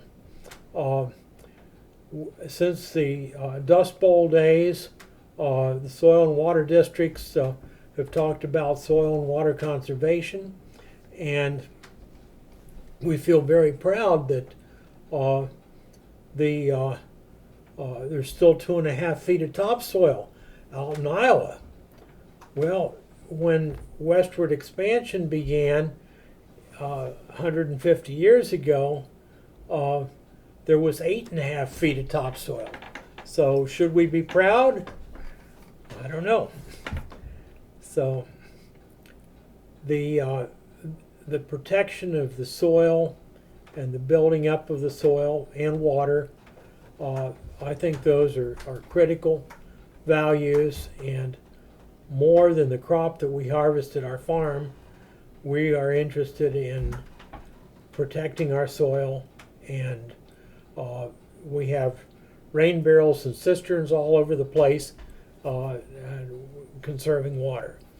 When I was on the zoning board locally, I tried to push to have cisterns at every new construction site, so that people would have rainwater to use to wash their cars, water their gardens and yards or whatever.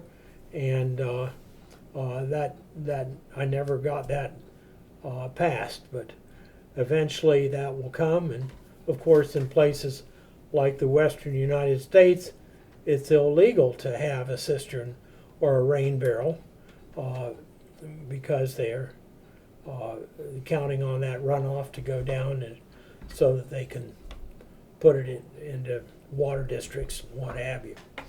But here in our moist climate, with the potential for using rainwater, when we gather rainwater for the cattle, and they prefer the rainwater to the groundwater.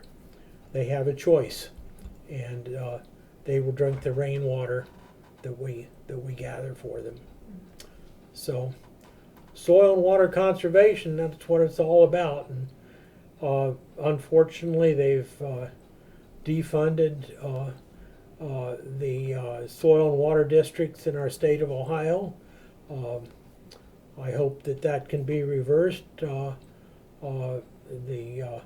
They do a very important job for the future. So I have to ask you guys, as a journalist Mhm. and a doctor, and in a world where the people who put out reports on things, maybe do have particular biases, how have you guys figured out what's right in terms of how to farm, how to eat, how to live with the environment? How have you come to believe what you believe? That's a heavy question. Yeah. I didn't know if there were particular Well, people or kind of a system you guys use to think know. We got a lot of ideas from the Rodale publications because they were always pushing organic growing and things. Some of our neighbors were somewhat that way. And we just, it's like trial and error through. We would see good results from mulching and from, selective pruning, companion planting, things like that are good practices. It just kind of evolved for us. We didn't always know that you don't plant tomatoes in the same spot every year, and that they're, close relatives to other nightshade family. One thing follows another in the garden, and it's good to mix it up. well, crop rotations. We've gotten away from crop rotations. I think that's a tragedy for the future. How they established the crop rotations 150 years ago, I don't even know. But I think they figured it out pretty well, and that we should still follow rotations. We try to follow rotations on the part of our farm that we manage ourselves. But I violate that rule by keeping some areas in hay, in grass, and legumes for much longer than a rotation would warrant. But every time you work the soil, you stimulate the germination of that bank of weed seeds that's in the soil. So we've seen our hay crop improve just by reseeding legumes from time to time, and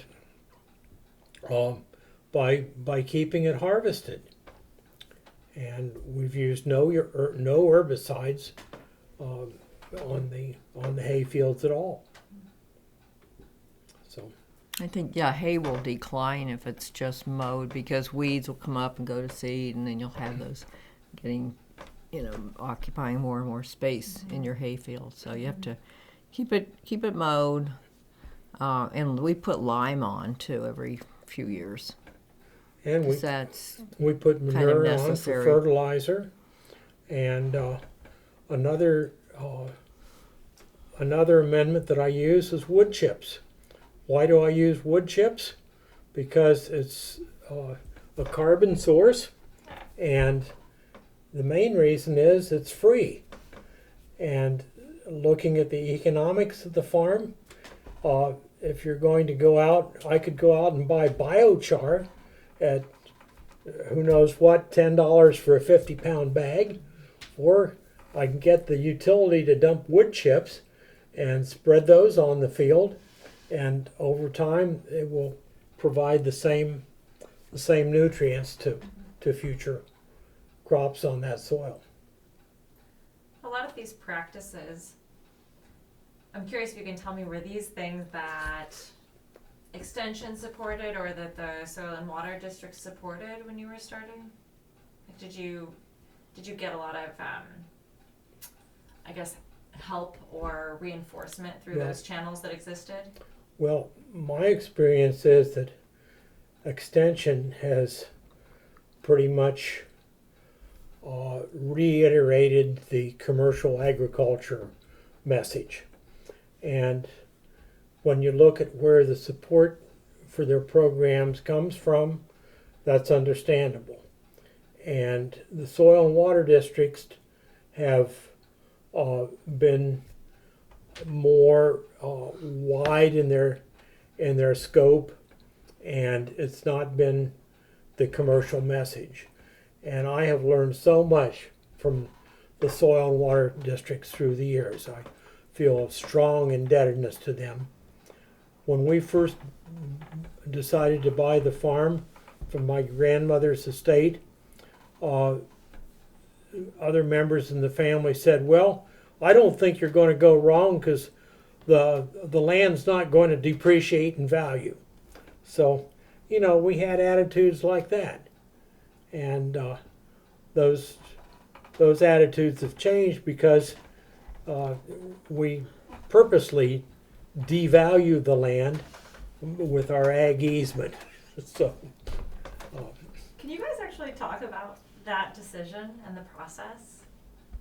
I know we mentioned, we talked about it briefly when we were doing our walking interview, Well, around the mid-90s, we had a local movement to merge the Lima Township and the village of Pataskala to maintain local control, because the city of Columbus and the city of Reynoldsburg were annexing strongly into our area, and their master plans basically said west of or north of Broad Street will go to Columbus, and south of Broad Street will go to Reynoldsburg.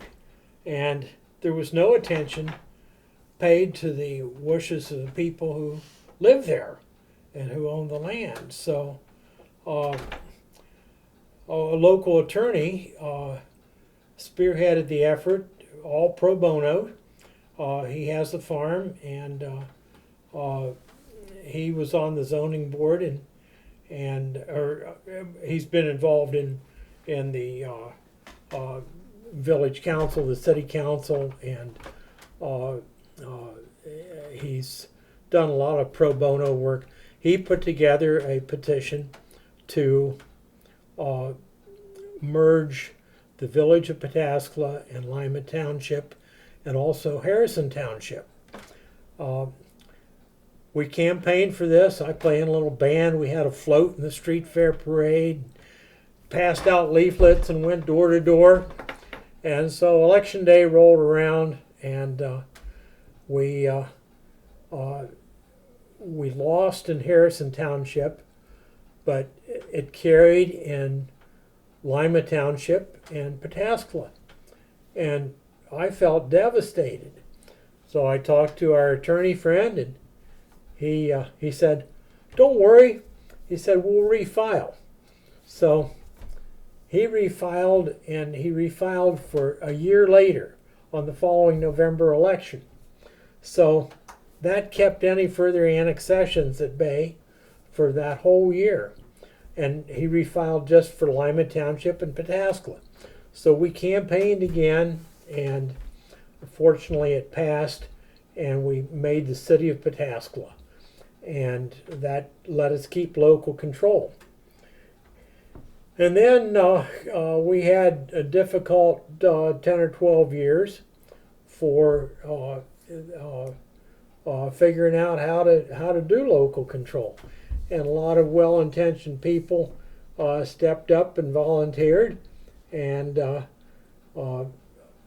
was basically something that was strong on principle and short on experience. But we've muddled through, and now we have what I think is a much more responsive city administration. We were plagued with a lot of cronyism and faction fighting through the early years. But I was on the zoning board, and we were tasked with combining the zoning books for Pataskala, for the village, and the Lima Township. And talk about a complicated task. We spent hours on that, and then it had to go before the city council. And a lot of the stuff that went before the city council, they just went through and line itemed it according to basically cronyism. And so it's been a difficult process. But on the through those years, I went to a number of meetings in Columbus and MORPC meetings and things like that. What's the word you said? MORPC, Mid-Ohio Regional Planning Commission, and about growth, and tried to learn what I could. We accessed zoning codes from Portland, Oregon, and tried to draw up a better quality zoning board for the future.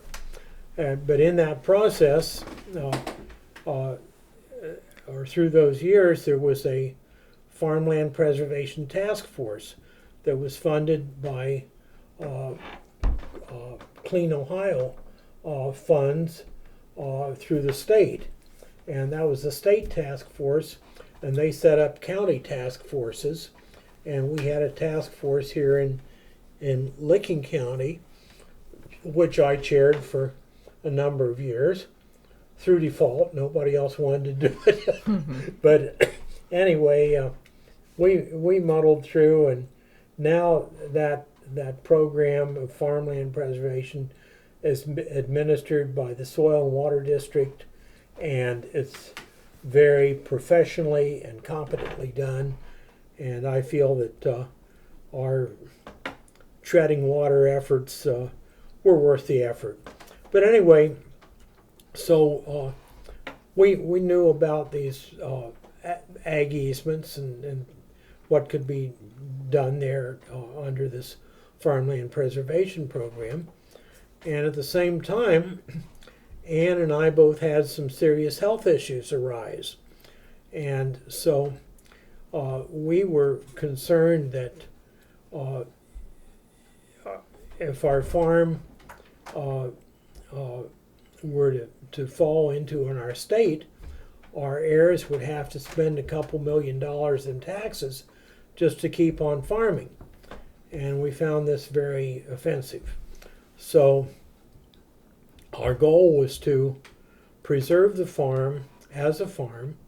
We'd like to see it continue in our family and still have high hopes that it may. But anyway, we wanted things to continue as a farm, and that the amendments that we had done, such as planting over 5,000 trees and drainage, you know, and all that would be preserved for farm purposes. And so this took away the specter of us passing on abruptly and having them appraise the farm at an inflated, speculative rate, and huge tax burden being due. So we donated the development rights in July of 2001, and had a ceremony here in our yard with the State Director of Agriculture, and we were the first farm in Licking County to donate the development rights for 217 acres. And now we have over 4,100 acres so preserved in Licking County. Other farmers have followed suit, and it's been very satisfying to see that. And I also might add that the farm that donated the development rights just ahead of ours to the State Department of Agriculture is now the Stratford Ecological Center, and that was done by Dr. Warner, Louise and Jack Warner, and that's in Delaware County. Can you guys tell me what the process itself was like of getting an ag easement and donating the development rights? What do you actually do? Well, you have to apply with the State Department of Agriculture Farmland Preservation Office, and then they come around and they see if this property is a good choice for that. If it's contiguous to other farms, which might eventually be donated to, or the rights bought, then it's more attractive. It can't. I think it's supposed to be fairly close to cities, right? It has to be under development pressure, Yeah, under some pressure. change. It can't be just way out someplace, So they're pretty strict about it. Even though we donated, we didn't. They didn't purchase from us. It's still they look at it pretty seriously and take their time. They have a whole set of criteria that they evaluate things on, and they also require local government entity approval. That's right, yeah. Which was given, I think, a little bit of grudging by our county, but I think the town was okay about it. Why grudging? Because it ties their hands? Yeah, because it's a land that could not be developed sometime for Right. higher taxes. Just a half a mile from us is land that has been rezoned M1. And someday, not too far in the future, that could be some heavy manufacturing there. So I should have elaborated that prior to our merging the village and the township, we were approached to sell rail frontage to an undisclosed entity. We were approached by the railroad and American Electric Power, and so we figured this is going to be a big power user, and we tried. I talked with them. I said, tell us more, and we went along with them to try to learn all we could, and we reached a point where they would not disclose what it was that their intention was. As it turned out, they wanted to put a steel mill up there, a rolling mill for steel, which would use a lot of electric power and completely revamp What's that the whole company? countryside. What's that called again? AG or something like that. Steel. They've had multiple. AK Steel. AK Steel. Yeah. They've had multiple citations for worker safety issues, and they've closed steel mills down.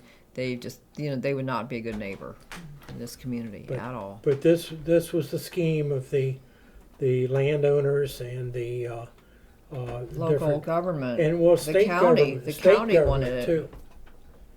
I remember the county So- commissioners were after us to And do the that. county zoning board, planning and zoning board, the director at that time was a very glib person who had public meetings trying to promote this industrial development, and his idea was focused not on farmland preservation. He was opposed to farmland preservation. He was to promote industrial development to increase the tax base. The ag easement, what is it like for someone in the future who wants to be a part of this land, whether it's your children or someone else? What does that set up for them?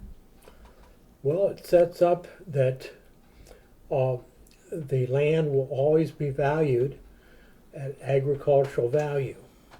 If agriculture values go up, as they did in 2012, they will face higher taxes.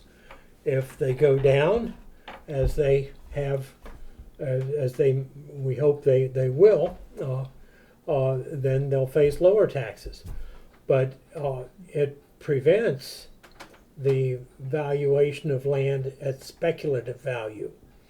And if we were to face a question where our land would be seized by eminent domain for speculative purpose, then we would get the agricultural value out of the land.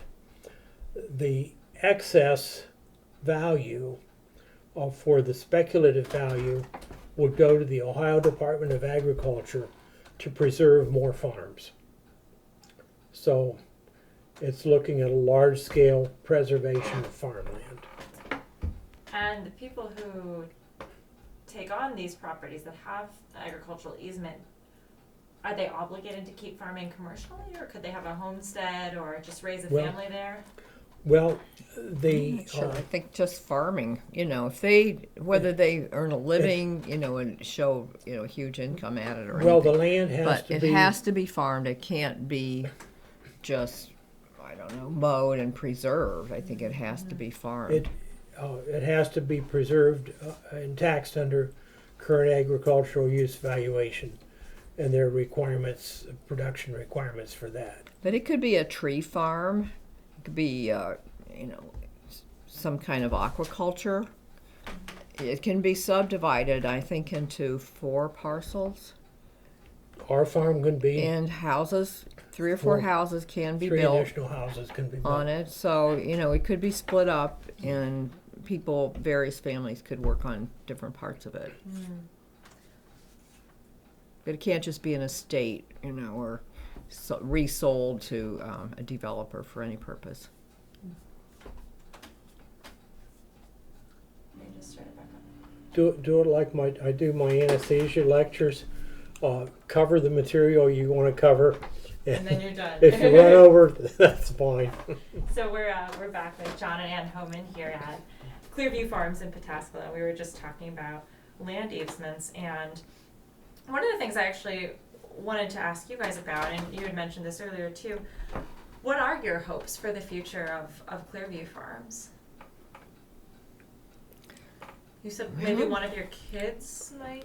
Well, actually, yeah. since the farm skipped a generation from my grandparents to us, we hope that our grandkids may show some interest, and that's why we've set it up for the possibility of up to 4 families eventually farming it, and on that scale, and with the proximity to Columbus, they would probably have off-farm income to help support it too, and the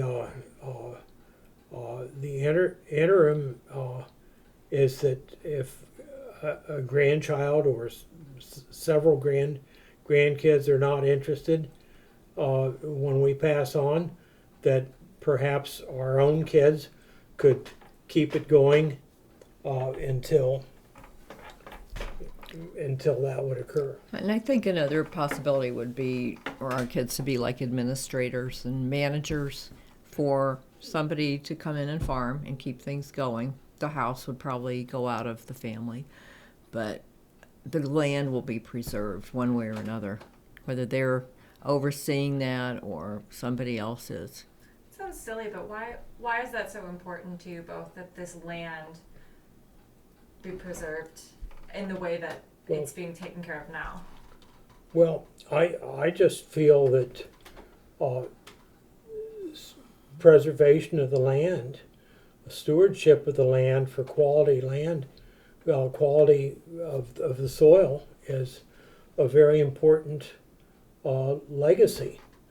And I've always felt very privileged to be able to live in a house where I have many pleasant memories of time spent as a child and as a teenager with my grandparents.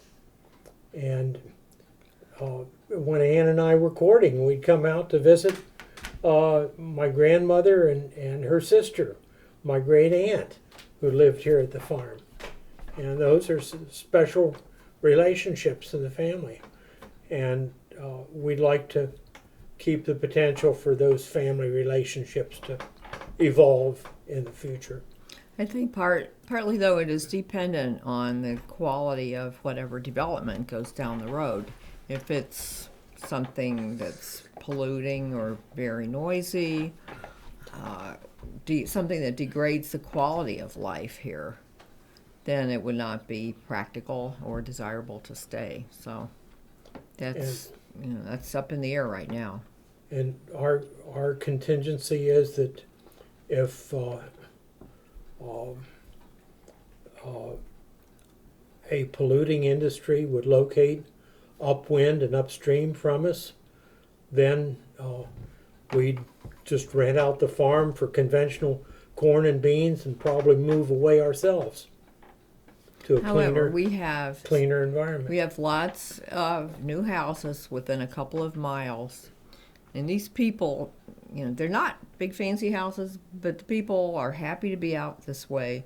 And John's always said, we could rally them to fight for better development when that happens. So we have houses and schools that are also downstream and downwind of the industrial development.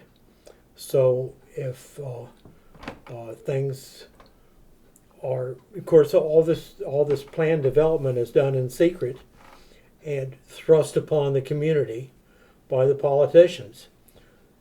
So if we have an opportunity to oppose something like that, we know how to mobilize our community, because we did it for the merger of the Lima Township and the village of Pataskala.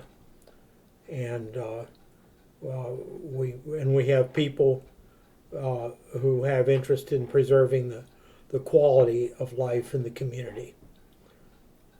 But then we have people who are interested in how much quick money they can make from selling their land too. So I'm curious how you guys learn to be community organizers, because I'm hearing such a strong thread of that throughout your interview. There are things you're really concerned about environmentally and in terms of development out here, but also it seems like you feel confident that some of the organizing you know how to do because you've done it. So I'm curious how you came into that sort of activism. I got on my bicycle and went door to door. yeah, And we had many times. We had smarter people who would put together the legal platforms of what we were trying to share with people. So. Yeah, I think there's some very savvy folks who have taken the lead in getting some of these good things to happen and get on the ballot. And so we just kind of learned by doing with them. I'm curious if your experience in chemical-free agriculture, organics, has been similar. Have you felt like you've been a part of a movement or an organization that's been fighting for things in any way? Or have you felt more like by yourselves?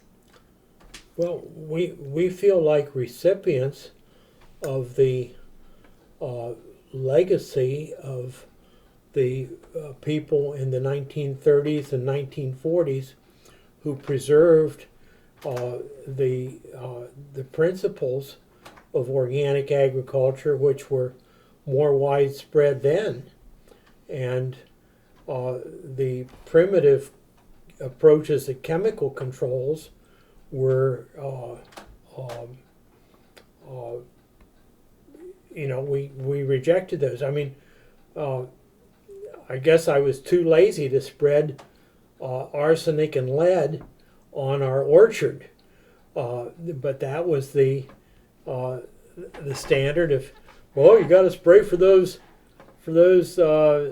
what is it, moths or something. They're diseases and insects. Yeah. Anyway, my grandfather and my father, they'd spray lead and arsenic on the trees to try to have cosmetically better fruit.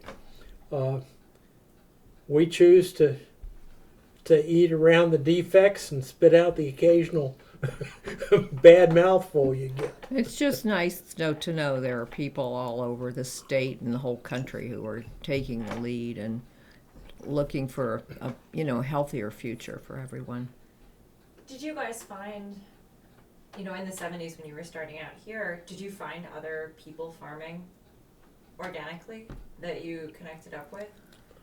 Well, we connected up with OFA in the early 80s, and we had a neighbor down the road that had a large garden on some nice bottomland, and he was an architect, and he told me, he said, we're having this meeting for this group called OFA. Why don't you come along? We think you'd be interested in it, because we were just kind of doing stuff from what we read in Organic Gardening and the Rodale publications. Did you guys stay involved with OFA for a period of time?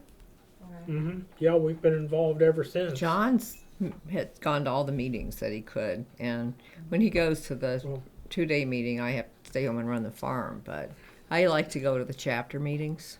They're very interesting and informative, and I wish more people knew about those. Mm-hmm. What would you say some of the key issues for your chapter meeting are? What are some of the things? We talk about things that, homegrown people, producers of homegrown chickens and crops, and even small gardens are interested in beekeeping, things like that, fruit tree pruning. They try to vary the program around, through the whole season, mm-hmm. which is usually only 5 or 6 meetings, but it's always good. And we meet in Alexandria at the library, and Chuck Dilbone's been our chairman for a few years, and he's done an excellent job. How many people are involved in the chapter, would you say? Oh, some meetings we've had 25 to 30 people, sometimes maybe 10. It just varies with the weather and what the topic is, I think. I think getting the word out has been difficult to enough people. We try to take interest in young people when they show an interest. That family that had a son who was quite interested, they've moved away to another county now, but I think that ongoing outreach is one of the great things that OFA does, though. We're like 3 counties together, aren't we? Coshocton, Knox, Licking, maybe Fairfield. We don't just meet for ourselves, but we invite anyone who wants to drive. I'm curious too about the education piece on your farm, labor-wise and in terms of folks working here, has it always just been the family, or have you had outside help, outside labor, interns, things like that? Never anyone, who would be here for a period of, more than a day or two. We worked with some courses at Denison and had students coming over. Volunteers, though. Yeah. And they would, this was part of their coursework, and one of them was Abram Kaplan's photography course on agricultural topics, and another one was Dr. Aguilar's course on sustainable agriculture, and the students would come over. We a lot of these kids came from urban backgrounds, and this was a whole new world for them. There were people who would come over in flip-flops. We'd be doing something out, constructing a cold frame, say, and they wouldn't have gloves, But so I hope it was a learning experience for them because some of them seem to have a lot to learn. But it was always fun, and they always seemed to enjoy it. And we hire kids in the neighborhood when we need help, like putting up hay and things like that. And it's just because of the workers' comp issues. We do get insurance like that, but the more you hire people, the higher your rates are. So it's better for us just to try to keep things small and not to need extra help. Mm-hmm. I want to ask a couple concluding questions as we wrap up about how doing this venture on top of your other careers and your family has impacted you. So I was just hoping you guys could maybe tell me a little bit about what keeps you doing this. It's obviously a lot of work, and it seems like there's something you really love about it. So I'm curious what it does for you to run the farm, and has since the 70s.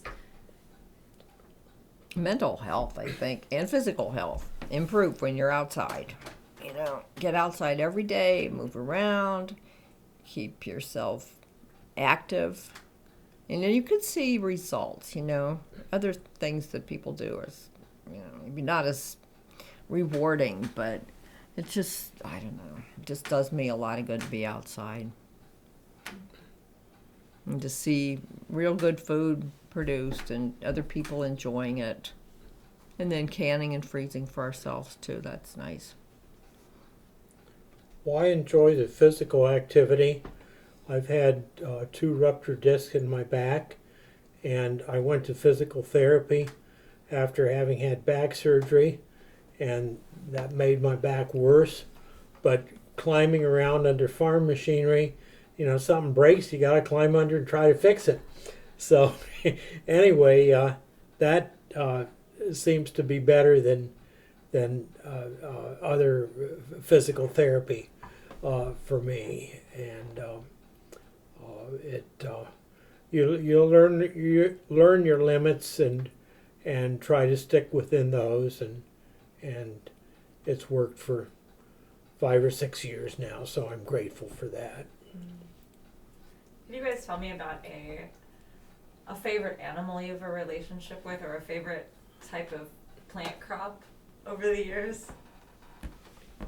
Well, I enjoyed the chickens. I take care of them every day, feed them, water them, gather the eggs, and just learn what their moods are. When they're happy, when they're upset. It's a good relationship, and they're small, they're easy to handle. They don't run off and get lost like some other bigger animals can do. So I think they're great. They produce great eggs. John always talks about the chicken manure as fertilizer, so it's one thing I would miss if we didn't have them. And of course, tomatoes. Growing tomatoes is one of my favorite things every year. Why? Because I love to see tomatoes getting big and red on the vine, and sharing them with other people and having people come and buy our excess and saying, oh, your tomatoes are so good. I look forward to them. And just, it's a happy time when the garden's producing. And I like to eat, and the questions that we see in our industrial food system, I feel that the quality of what we produce here is more what I want to be eating than what I can buy. I mean, we spend basically a day just processing our cabbage to make sauerkraut. Now, we could buy sauerkraut quite cheaply at the store, but I feel that the sauerkraut that we make is superior and better quality. We know what we're eating. You get sauerkraut in a number 10 can, you don't know really what you've got there. And every year is different. Some years, like this year, we have a bounty of peaches. It's just unbelievable. And there's grapes, grapes and apples, pears, things like that kind of fluctuate each year. So you never know what you're going to get. Your tomatoes may do better than your corn or vice versa, but there's always enough successes to keep you coming back. When we have a good year, we try to preserve that bounty to see us through when we don't have a good year. Like we make grape wine for our own use, but for the past 2 years, it's been so humid that we've lost our grape crop. We haven't had enough grapes to make the grape juice and the grape wine that we normally make. But we had some frozen from the grape juice, and we had grape wine from years past that when we have a good spaghetti dinner, we've still got our grape wine to go with it. And it's that way from year to year. Things vary, and we try to preserve our bounty to see us through leaner years. Another thing we do is diversify. We like, growing little niche crops like popcorn and garlic that people really appreciate. They're fun to grow. And horseradish is another thing we love to grow. It's very strong, very good. So anyway, it's just so many things that you can grow when you've got a little bit more space. If people want to get your products in 2016, what are their options? How can they get popcorn or peaches or beef from Clearview? They drive here? Mm-hmm. Usually, yeah. When we have an abundance of things, we take some of that to the Bexley Natural Market, and I've gone to the Clintonville market in years past to market sweet corn. I had a lot of fun one year in there. I took some bales of hay and partly to set up my display, and I was selling sweet corn and tomatoes, I suppose, is my main things, maybe some peppers and things along with it. And so as the day was winding down, I decided I didn't want to take that hay home, so I ended up selling the hay to various people to take for mulch for their garden and stuff like that. So, it's fun to go to the farmers markets and interact with people. And it's fun to sell a bale of hay to somebody who has rabbits or guinea pigs and who has been paying huge prices for little mini bales at pet food stores and other agricultural type stores. So, our prices are pretty fair and they don't fluctuate that much through the year. So, and the opportunity to educate people too about how things are grown. There's so much curiosity there. I wonder what that's like for you guys, though, in terms of like privacy and the public when you sell off the farm? People must stop by at all hours. Well, people have a propensity for coming right at dinner time, but we get up, and having been a doctor all my life, I'm used to having interruptions all the time. Sometimes So, people will say, well, what are your hours? And I say, well, we don't have formal hours. Just if it's daylight, don't come after dark. But yeah, we're used to the interruptions. But it's pretty good. Most people are here for a purpose, and they take care of what they need to do, and they're on their way. But and we like to it's chat a with privilege, people, I think. but not during dinner time. What do you think your children have taken away from growing up with parents who do this in addition to their other careers? Well, our younger son, who lives in Blacklick, it comes out frequently. He understands the work involved with the farm, and he pitches in and helps whenever he can. We were baling hay a few days ago, and he expressed concern. He was ready to come out and help if we needed it. And then our other son, who lives in Bexley on a small city lot, likes to garden in his yard, and he appreciates the value of food, and looks for quality food. He supports the farmers market and the local food efforts in Bexley there. And our daughter lives out of state, but she looks forward to a lot of the produce that we take her. Tomato sauce, she cooks spaghetti and pizza and things, and so I can for her every year some tomato products. And, But they all love to garden, but she became a master gardener a couple of years ago. So I think that she has a role now of educating other people. So that's great. We like to see that go on. and the grandchildren too have some interest and exposure, and they're all off bouncing balls for the most part, playing soccer and things like that. But they'll rise to the occasion when their parents say, "Come on, we got to go out and put hay in the barn."